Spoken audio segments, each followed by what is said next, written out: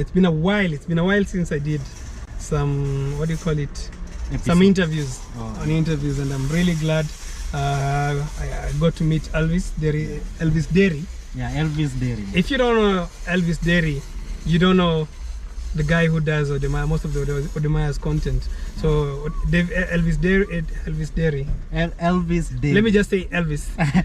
or say the king of YouTubers. Oh, the king of YouTubers, Elvis. Yeah. He's been doing some awesome editing for most of the content with Odemaya, especially when you went to West Africa, you went to South Africa, East Africa. He came to some time, and man, you're doing a great job. Yeah, thank you so much. So the minute you hooked up with Odemaya, his editing, his content just went up another level. And you're doing some great. I hope you'll teach me some tricks. Yeah, I have to, man. Once I'm still here in Kenya, man. Yeah, man. I'm really suffering in terms of editing.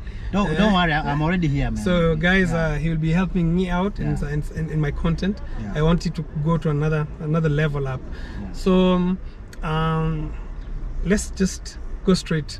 Who's Elvis Derry? Okay, my name is Elvis Derry, and for most of those people who don't know me, I'm always behind the scenes for Wode videos. Some of the videos, if you watch, you see cinematographer and editor written there down on the video, Elvis Derry. So I am always behind the scenes, but so today I've decided to meet my brother from Kenya, African traveler. Totally honored. And thank you for hosting me in your car. This car has really hosted so many big celebrities, like you. So this is my office. I was saying this is my office. Your moving office. This is my moving office. So anyone, I normally invite them here. I take them around. We share stories, and it's a great car. It served me well. I really appreciate. So as I've said, I'm always behind Wodemaya's videos. Both filming and editing. Also, apart from that, I'm also a very good movie director and editor. I've worked with some big celebrities in Kenya, like Pascal Tokodi. I've done some of one of his videos, not some, but one of his videos called Dyslexia, but it's not on YouTube because I think they posted in one of the internet website. Website. I think maybe they're selling that video, and I'm also a music director and editor. I've filmed some of the music videos of some celebrities now are doing collabos with this Gengeton. Gengeton is the new generation of music that is coming up in Kenya with the youth. So it's a really nice music, just a club bangers mostly. And I'm also still planning big things. If you guys watch Maria Citizen TV, I'm going to film with Bondi. Bondi? I'm going to meet him on Saturday. If you guys know him, I'm going to film with him on Saturday. So basically my life is just on the media. That is my profession. Like, I don't do anything else. I have no other business, but I always put all my energy and time in the media industry. Awesome. You also have a YouTube channel, right? I also have a YouTube channel. I'm never consistent in my YouTube channel. I always post, I get so many views, but I can even stay for 4 months without posting. But this time it's about to change. I need to change that. But this time I've decided, let me start filming, trying to be consistent in my YouTube page and all that. And so this is the first step, meeting my brother, doing content, and after that, I promise you, when I was in Swaziland, I was doing a video with that Swazi girl. If you guys checked, if you go to check in my channel, you'll see a very nice, beautiful Swazi girl, Lalulu. And I did with her video, and I promised you guys that I'll be trying to be consistent, but I was never consistent. I filmed that video, and then after 4 months, I uploaded, man. So my apologies, man. I'll try to be more consistent starting today, Consistency is very key in life, and I hope you be more consistent, because you guys are telling very great stories about the continent, and as much as you support, like right now in the country, and not really engaged, behind the scenes, and it's a good opportunity to also meet up as you plan, and now my main thing is you guys are doing a great job, showcasing Africa in a different light with Odemaya, and you've really changed a lot of narrative about the perception of Africa by the outsiders, and even the guys who left the continent, when they were young, so they don't still believe this is the continent they left. So how's been the journey? You know, you went to West Africa, then you came to East Africa and South Africa. How's been the journey? How is it to travel within Africa? Okay, first of all, you know, what I've seen in Africa, I was not expecting it, you know, because to be honest, Africa is so beautiful, man. Africa is so beautiful, and me traveling within Africa, it has really opened my eyes. So before that, did you have any plan to? No, because you know what I've seen with my own eyes, I never see it on TV. You know, people never show it on the media, on our TV station. People never show how beautiful our content is. You know, so some things, you know, if you don't travel, you'll never know, you know, that we have nice beaches in Africa. You know, and Africans are so friendly. When you go in different countries, you know, people treat us so like our brothers and like sisters. Our brothers and sisters, you know. Awesome. So what was your highlight? Which was your highlight for your journeys across these different countries in Africa? Which country stood out for you? Okay, first of all, the country that stood out for me is first of all Rwanda, because I was not expecting Rwanda, you know, to be the way it is. You know, Rwanda is very calm. You know, I was so surprised how also Rwandese people, they're so friendly, man. Those guys are so friendly, you know. And Rwanda is so calm. How they have built their, you know, their town, you know, it's a very small country, but how they have built their country is so nice. You know, also the roads, in the middle of the road you see nice trees and flowers. It's well manicured. You know, it's like it's so calm. You know. Also, when I went to South Africa, you know, South Africa is on another level. You know, when you're in South Africa, you don't feel like you're in this world, man. You feel like you're in a different planet. You know how they've built their roads, the architecture. I went to Sandton, you know, Sandton City. You know, wow, man. Sandton City is the best, you know, and also you see sport cars, you know. I think South Africans are so rich because you see sport cars everywhere, these big cars everywhere that we see on the yeah, man, you know. So I think you guys are so rich, man, you know. And which other country? I think those two countries. Also my country, Kenya. Of course, I cannot leave Kenya behind because I'm a proud Kenyan. Saying it. Yeah, I'm a proud Kenyan, man. I love my country so much. Yeah, so you have to. It has to start from home. Yeah. So that you can share love with everyone. Yeah. So and what are the challenges you guys faced while traveling? Okay, first of all, the challenge, the main challenge is at the border, you know, because as you guys saw, I did a video with Wode together with Miss Trudy in Gambia. You know, we wanted to go back to Senegal, you know, because we're in Senegal. So we went to Gambia by road, and we wanted to go back to Senegal.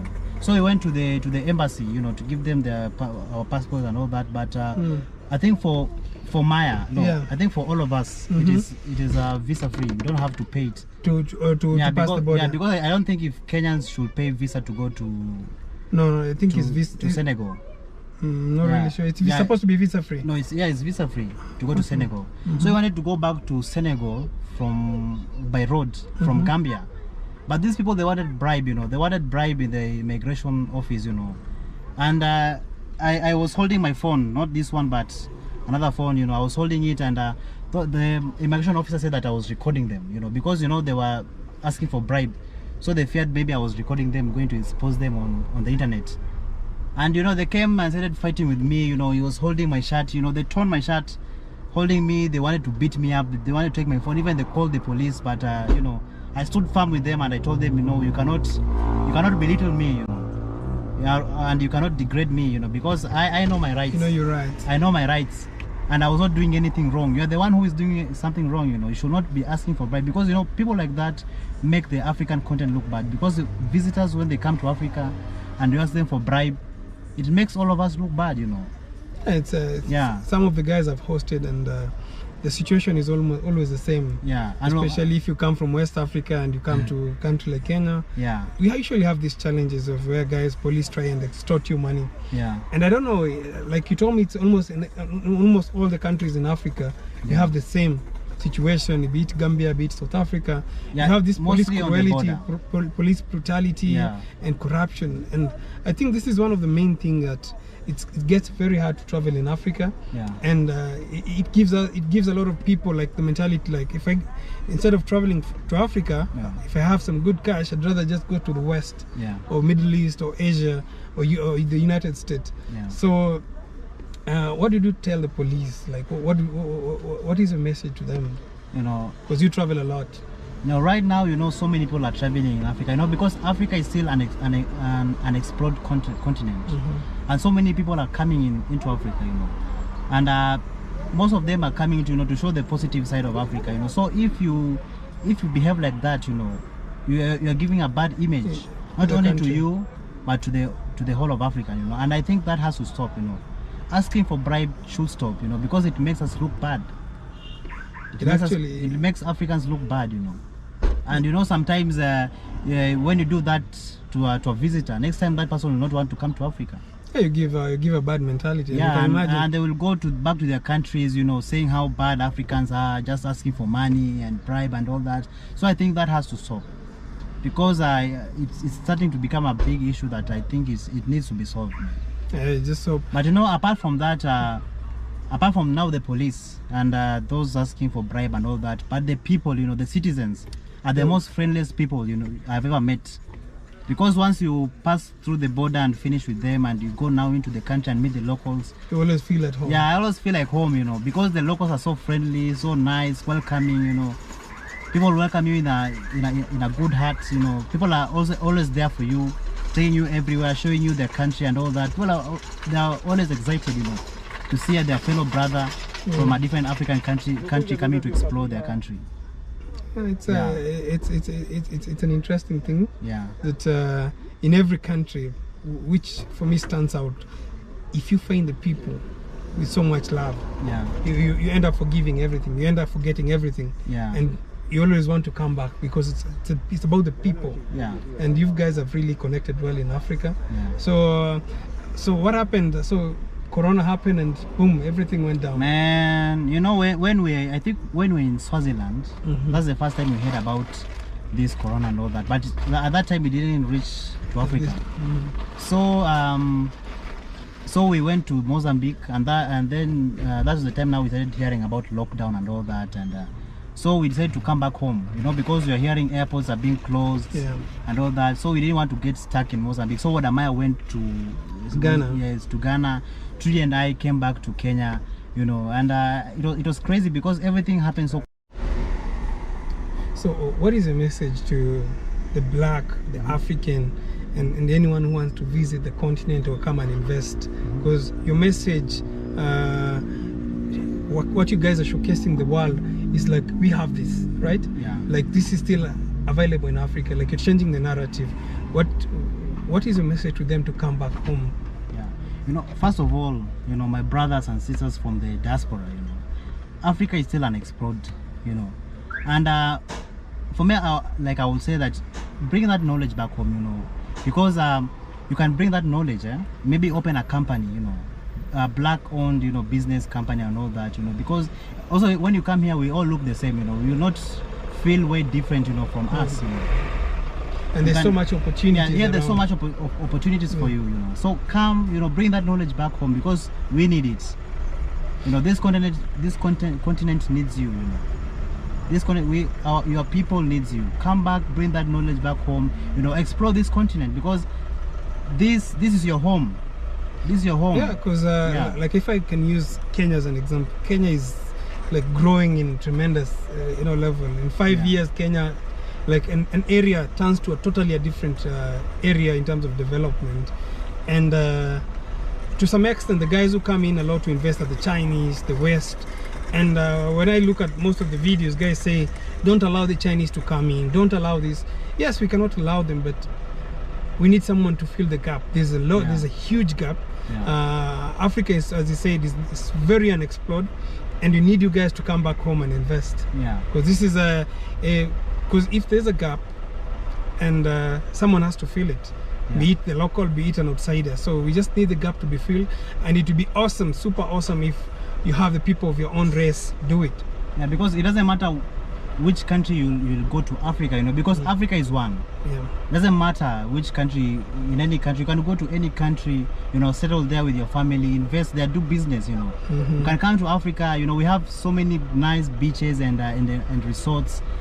You know, you can come and, you know, spend your money there instead of going to, you know, those other countries to spend your money. You can come and spend it here in Africa. Yeah, we have untampered, you know, nature. Our nature is not fake. We 99% of our animals are not in the zoo, they're in the real national, the wildlife, in the wild. So Africa is you get to enjoy the authentic things, you get to enjoy the authentic food, you get to enjoy like the real life, and to also come together with your brothers and sisters. And because for me, I personally feel like, you know, black people in the diaspora, you know, black Americans, black Europeans, you know, I think you people, you have the power, you know. You can come back to Africa, you know. You can come here, you know. You have the power, and that knowledge that you have in America or Europe, you can, instead of using that knowledge there, you know, you can come here and use that knowledge here.